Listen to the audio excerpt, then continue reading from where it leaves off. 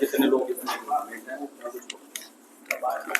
जी, 22 मई की देर रात्रि थाना नागल पर सूचना प्राप्त होती है कि एक ताजपुर वाले जाने वाले रास्ते पर एक सुनसान सड़क पर एक युवक का शव पड़ा हुआ है और उसके गले पर धारदार हथियार से चोट के निशान है और उसकी बाइक भी वहां मौके पर पड़ी हुई है। ये सूचना पर तत्काल थाना नागल की पुलिस घटनास्थल पर पहुंचती है। साथ ही फील्ड यूनिट एवं मेरे द्वारा और सीओ देवबंद द्वारा भी घटनास्थल का निरीक्षण किया जाता है। जानकारी करने पर युवक की जो है शिनाख्त होती है। पास ही के गांव ताजपुर का वह रहने वाला है। इसके परिजनों से जब संपर्क किया जाता है तो परिजनों द्वारा देर रात्रि में एक लिखित तहरीर दी जाती है, जिसके आधार पर 302 आईपीसी का मुकदमा 6 लोगों के विरुद्ध पंजीकृत किया जाता है। ये जो 6 लोग नामजद अभियुक्त हैं, ये परिवारजन शक के आधार पर इनका नाम नामजद किया है इन्हें, और ये वो लोग हैं।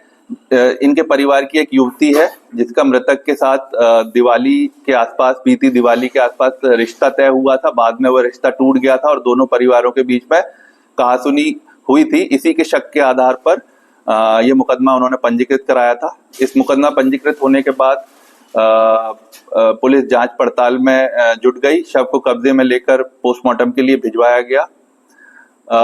जो जानकारी करने पर बात सामने आई है कि यह जो पूरा मामला है, ये प्रेम प्रसंग का मामला है।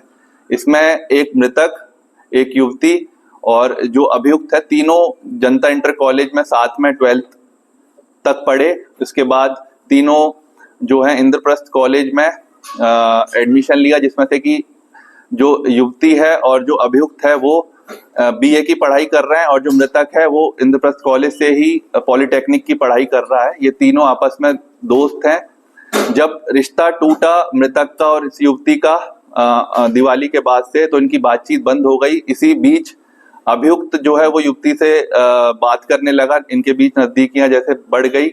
बाद में अभी कुछ दिनों पहले जो मृतक है उसकी बातचीत फिर से उस युवती से शुरू हो गई थी। इसी बात को लेकर जो अभियुक्त है उसमें काफी गुस्सा था। कुछ दिनों से वो युवती से भी झगड़ा कर रहा था इस बात को लेकर, और उसने जो मृतक है उसको रास्ते से हटाने का प्लान 5-6 दिन पहले बनाया। अपने साथी इसने जो है बिट्टू और बॉबी, दो इसके जो दोस्त हैं, थाना नागल क्षेत्र के ही रहने वाले हैं, इनके साथ इन्होंने एक योजना बनाई।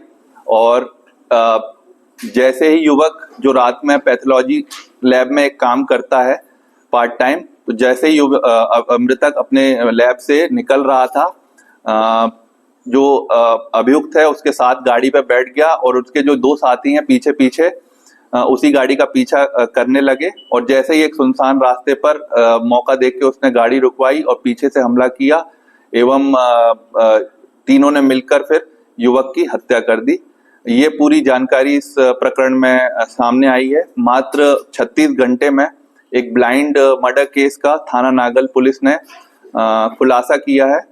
इसके लिए तीनों आज अभियुक्त गिरफ्तार किए गए हैं और आज माननीय न्यायालय के समक्ष तीनों को पेश किया जा रहा है। और बहुत ही सराहनीय कार्य है ये। 33 घंटे में तीनों अभियुक्त को एक ब्लाइंड मर्डर केस आज सॉल्व किया गया है और आज तीनों को जेल में। क्या ये 6 लोग वो में से 3 लोग पकड़े गए हैं जो परिजनों ने नाम दिया? जी नहीं, ये तीनों लोग बिल्कुल डिफरेंट हैं। जो परिजनों ने शक के आधार पर उस युवती के परिवारजनों के नाम दे दिए थे, जबकि पूरी जानकारी से पता यह चला है कि ना ही वह युवती का इस पूरी घटना में रोल है, ना ही उनके परिवारजनों का रोल है। यह मैंने बताया कि प्रेम प्रसंग का मामला है। इसमें जो अभियुक्त है मयंक, यह युवती से प्रेम करता था, तो इसने जो मृतक को रास्ते से हटाने के लिए अपने 2 साथियों के साथ मिलकर यह घटना को कारित किया है। इसमें उनके परिवार वालों का इसमें कोई रोल नहीं। ये ब्लाइंड मर्डर था, तो अभियुक्त किस प्रकार से ट्रेस होता है? जी, जैसे कि बताया कि इसमें मैनुअल रोल ज्यादा रहा है। हमने युवती जो है, जो नामजद है, उनसे भी बात करी और ये सब क्योंकि एक ही स्कूल में पढ़ते थे, एक ही कॉलेज में पढ़ते थे, तो जैसे जैसे हम लोग इस पे काम करते गए चीजें और क्लियर होती गई और फिर हमें CDR भी ली, इन लोगों की बातचीत भी दी और इनके मोबाइल्स भी चेक जब किए गए तो हमें और भी सबूत मिले, जिसको हम इस विवेचना में शामिल कर रहे हैं।